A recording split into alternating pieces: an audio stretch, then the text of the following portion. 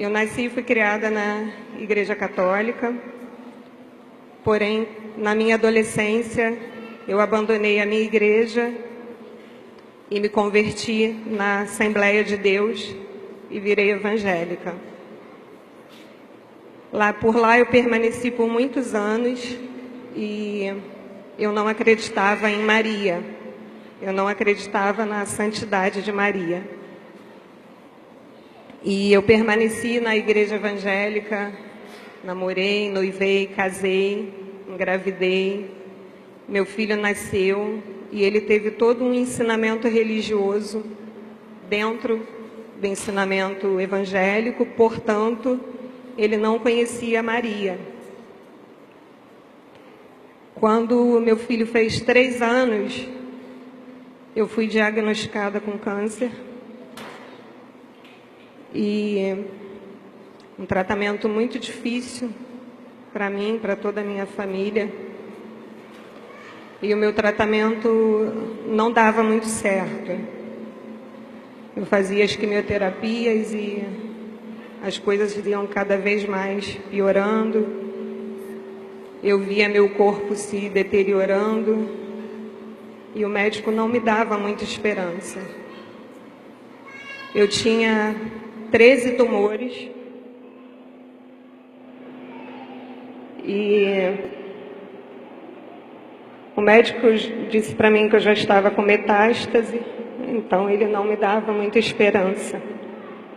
Eu fui afastada do meu filho por conta do meu tratamento, porque eu ficava radioativa e eu tinha que ficar longe de crianças com menos de 5 anos.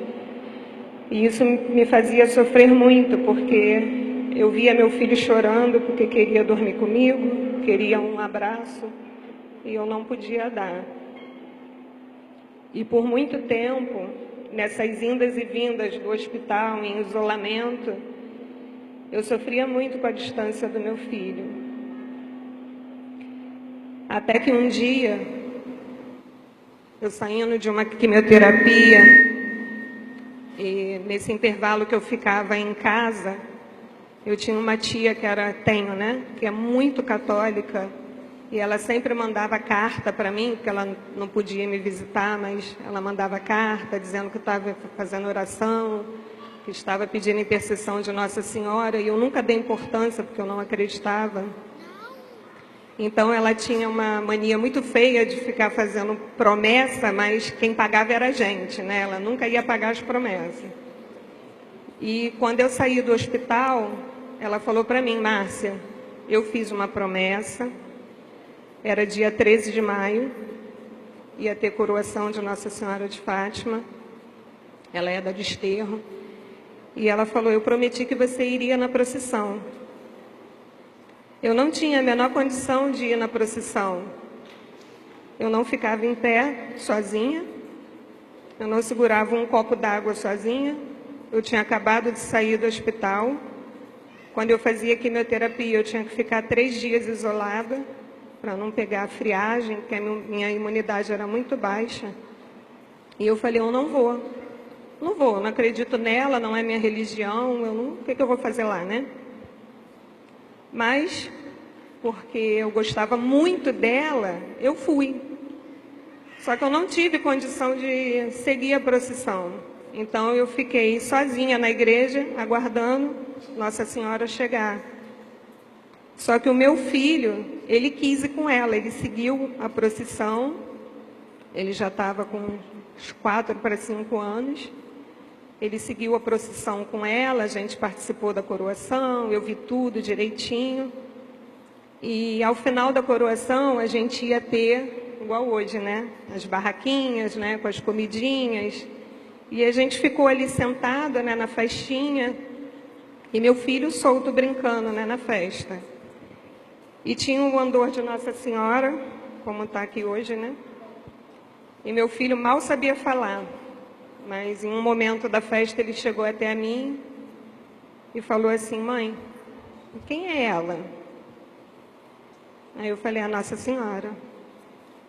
Aí ele falou: o que ela é? Eu falei: mãe de Jesus. Ele nunca tinha ouvido, teve ensinamento sobre a Nossa Senhora. E aí ele disse assim, ela falou comigo. Aí eu falei assim, quem? Aí ele falou, ela. Aí eu, diante da minha incredulidade, né, falei, olha, Felipe, eu não gosto muito dessas coisas. Se alguém mandou você fazer isso, você me fala, porque eu não acredito nisso, eu não gosto dessas coisas. Isso é coisa de gente beata. E ele falou, mãe, ela falou comigo. Ela mandou você ir lá que ela vai te curar. E eu tenho testemunhas disso, porque na minha mesa tinha mais ou menos mais 6, 8 pessoas sentadas. E eu não queria ir, porque eu acreditava que a gente não podia ficar adorando imagens, venerando imagens. Eu não acreditava na santidade de Maria. Mas quando a gente tem um diagnóstico de morte, algo nos toca.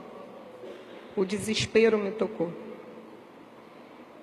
E eu fui até o andor de Maria, olhei para a imagem e falei assim, olha, eu não acredito em você. Eu nem acredito que eu estou conversando com uma imagem. Mas eu estou aqui.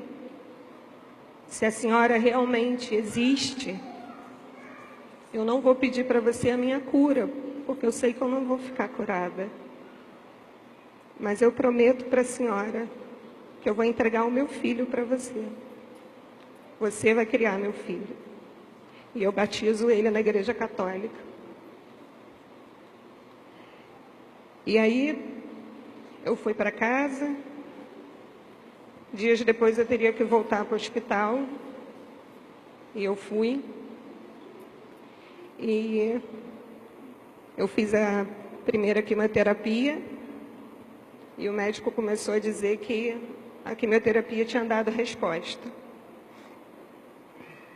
Aí eu fui fazendo a outra e também tinha dado resposta positiva. E ele falou, Márcia, eu não sei o que está acontecendo, mas o seu corpo está começando a responder. E aí tinha uma medicação nova que estava em teste ainda, e ele perguntou se eu queria virar uma cobaia dessa nova medicação, mas eu teria que fazer um exame para saber se meu corpo era compatível, porque era muito difícil as pessoas serem compatíveis. E eu disse que sim, não me restava nada, né? Falei, tá, eu permito. Então, eles retiraram uma biópsia, uma segunda biópsia, uns exames de sangue, e ele disse para mim assim, o seu exame vai para Portugal. O estudo é feito em Portugal. E quando o resultado do exame veio, ele falou, Márcia, você é compatível. E eu pude receber a medicação. E com tudo isso, tudo começou a dar certo. E eu comecei a frequentar a Igreja Católica, porque o meu filho dizia, mãe, eu não quero mais ir na sua igreja. Eu quero ir naquela lá, da minha tia.